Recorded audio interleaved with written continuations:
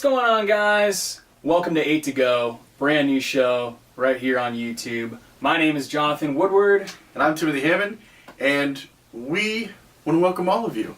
We know we're going to have a lot of people that we've raced online with.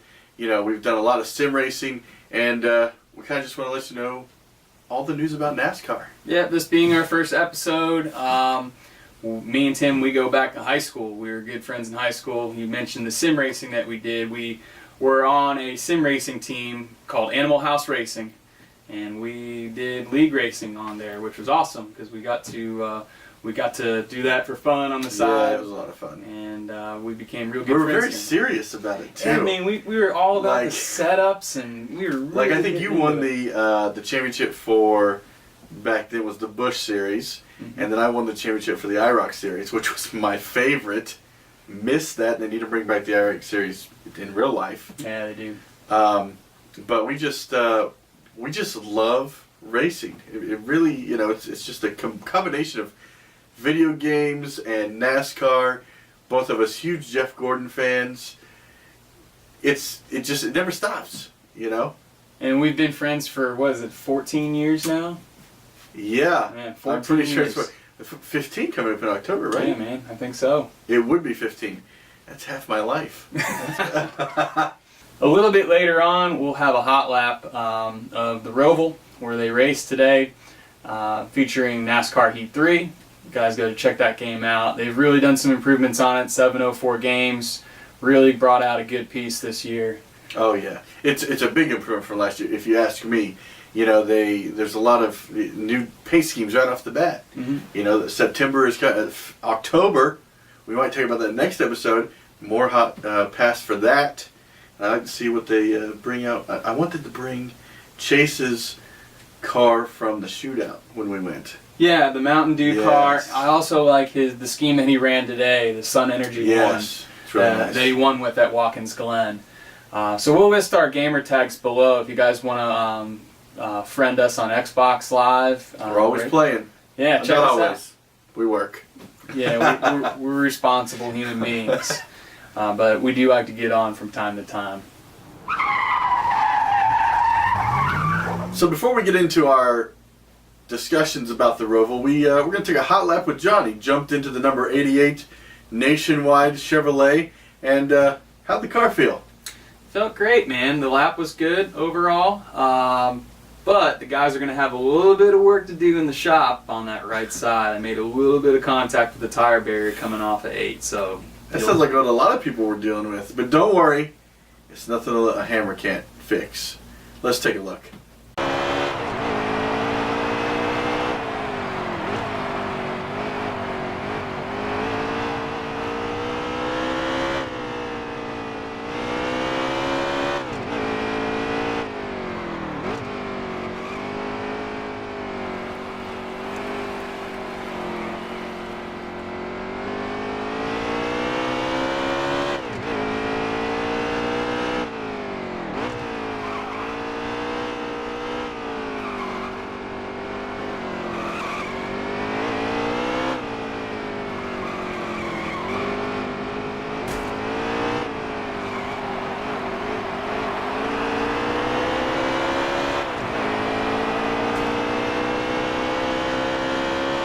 Clear, left side.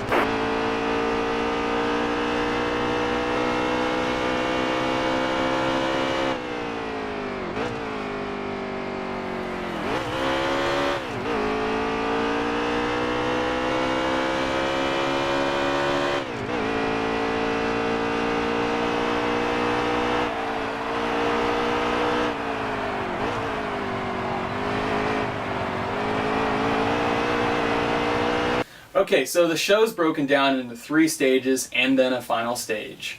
Stage 1, we'll basically just lead right into it. We'll go into our takes from the Roval, and I definitely believe that the race lived up to its expectations of being completely chaotic, and Tim's going to tell you a little bit more about it. Oh yeah, I can't wait for the race next year. And honestly, I think a lot of tracks need to do something like to shake things up, in their second date. Because there was better attendance than the regular Charlotte race, which was great. But overall, the race was fantastic. You know, people were racing for points because Johnson was out at the beginning of the day, but stage 1 he was in. He got some stage points. Stage 2 he actually got 9 points for the stage. So going into stage 3 he was actually 8 plus. He looked pretty good. But a lot of chase drivers had issues. Hamlin locked up the brakes, flat spotted his tire, had to go in, and he went into the pits illegally. That held him up. William Byron, he had a tire go down. He ran into Eric Almirola trying to miss him, but it lived up to the hype. To me personally, exceeded the hype because stage 3, as you all watched, if you didn't, go check out the highlights or on NASCAR's YouTube channel. Gosh, you know, it was just so much fun. And drivers were pitting before the stages were ending so they could possibly beat the other drivers coming back out, and they would get those extra points heading into the next stage race. And the cautions didn't play out the way they wanted to, but a lot of drivers were trying that out. I believe that, you know, going in, it was the biggest question mark on the schedule, without a doubt. Heading in, biggest question mark. What's going to happen at the Roval? Everybody's like, oh, it's a new road course. You know, we'll just use our road course setup from Watkins Glen or Sonoma. Completely different track. You can tell from the testing, from opening practice, how difficult the track was going to be for race conditions. We saw some pretty spectacular wrecks. Bubba Wallace getting completely airborne after hitting a tire barrier on the backstretch. The fans, at first, you know, the fans are going to have to get a little bit more used to road racing, I believe. At first, especially after yesterday's Xfinity race. A lot of people complained about single file racing, but I mean, that's what happens at Sonoma, that's what happens at the Glen. It's part of the racing, because at that point, the entire car is in the hands of the driver. And pit stops, it's going to be crazy, you know. And this is off topic, but Sonoma just announced they're going back to their 1997 what's it called? They're doing the loop again. Or are they? Yeah, for the 50th anniversary. I can't even think of what it's called, but what, the hairpin or? You know how it usually goes straight down from the pits? Instead they're going to come back up and go back down. That's the last time they used it, was in 97. I did not know that. Oh yeah, they just announced it actually today before the Roval race. Man, how about that? Yeah, that's good. That's cool. They're doing kind of like a throwback-ish right feel. That's always a good thing to do. And I feel like what NASCAR needs to take away from today's race is it shook everything up. You know, the final lap was insane. Johnson was trying to get into the chase. He could have just sat in second place and made it in, locked in. But no, he wanted the win.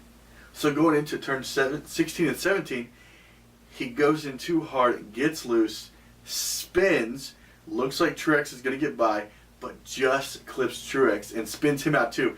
And the rule is you can't cut the track to advance your position. Now, he didn't advance, but because he cut the track, he is required to stop completely. No roll and go. Stop completely as if he's at a stop sign and then go. That made it a three-way tie to get in for the next round for the chase. I mean, that's just incredible just to think of that, how many things were going on at once. That's exactly what this race needed for it to just go out. So many more things going on than the beginner NASCAR fan could even imagine what was going on. But man, that's it. That's what they wanted. They threw a wild card race in there. Even with what is his name? Oh gosh, Larson. Larson was out of the chase at this point. He was clear in going into the race. He got in that wreck with 9 to go, and his car was demolished. They somehow fixed it, got it back out there, and he just passed one person at the start-finish line. Jeffrey Earnhardt had wrecked at the start-finish line, passed him, and that is also what made it a three-way tie going in. Johnson would have been in had that not happened.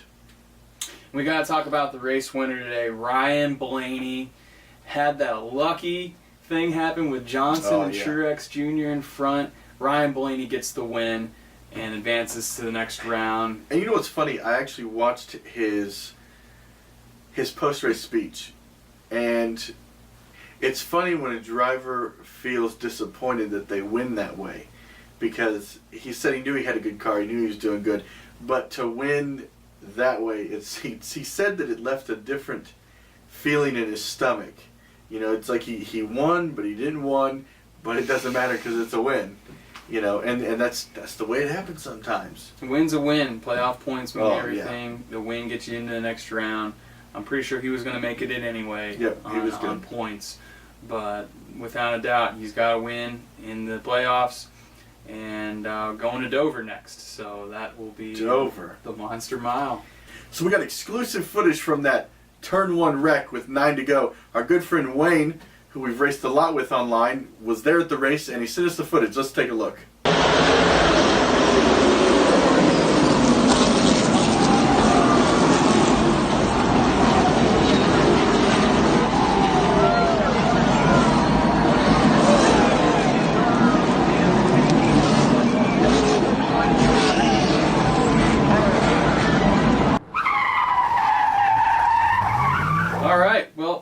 Stage 2, we reached stage 2. This is where we start talking about rumors and silly season updates as we head into the off season. Tim, what's one of your highlighted moves going into 2019 so far? I want to say my highlighted move. Well, AJ Allmendinger, hilarious interview. He goes, "I ain't got a ride next year. I'm out there to steal a win," and he did pretty good today. You know, he was racing those guys hard. He's you know, I don't have a job. What does it matter? But I'm really interested to see Ryan Newman to the 6. I'm surprised he hasn't retired yet. You know, because he came in at the same time as Tony Stewart. You know, and Stewart's come and gone. Gordon's come and gone. I kind of feel like Newman's just around to, like, you know, teach the younger guys the ins and outs. Dude, Newman's always racing people hard. Oh yeah, he's the hardest person. Down. He's the hardest person to pass out there. The drivers have said it multiple times. You go to try and lap Ryan Newman, he's gonna make it difficult for you. Oh yeah, and Hemrick into the Cup. I like this a lot because there was a lot of rumors that Ty Dillon was going to the 31. You're going to have the Dillon brothers on both of the RCR Cup cars. I am so glad that Daniel Hemrick is getting this opportunity to come to Cup. And he actually was doing really good in the Cup car. Oh, yeah, today, out yeah. There. Until he got involved in that wreck on lap 9. Yeah, so Hemrick to the 31. We already know about Martin Truex, Furniture Row Racing closure. He'll be coming to Gibbs to drive the 19. Interesting. That's 2 of the top 3 drivers on the same team. Yeah. That's going to be wild. I mean, we remember at Indianapolis last year at 78 and the 18, and battling hard at Indy, and then they both wreck. Yep. It's still got to be a little bit of tensions there, but then again, they're both hard. They just battle. And I think they'll help each other so much. It's going to be, and having a good drafting guy on Gibbs is going to be great, because you know that Truex can push anybody to anything. Mm-hmm. You know, him and Junior sim raced for years, and they brought it to real life. Yeah. Well, I guess the real question marks now are, where's Jamie McMurray going to end up? Guys like Kurt Busch, AJ Allmendinger that we mentioned before. I think will get a ride. Jamie McMurray, it's funny because we had just talked about this a couple of weeks ago. I think it's time for McMurray to, you know, I think it's it for McMurray, unfortunately. Mm-hmm. But he's just not been competitive as he used to be. Yep. He won the 500 and then the Coke 600, and that's about all I can remember. I mean, he does well at some select tracks. I mean, he seems to always do well. He did well today. He does well at the big stages. Yeah. Like Daytona 500. He always does well at Charlotte. I'd see him probably back down to part-time. Yeah. Just or even go to the Xfinity.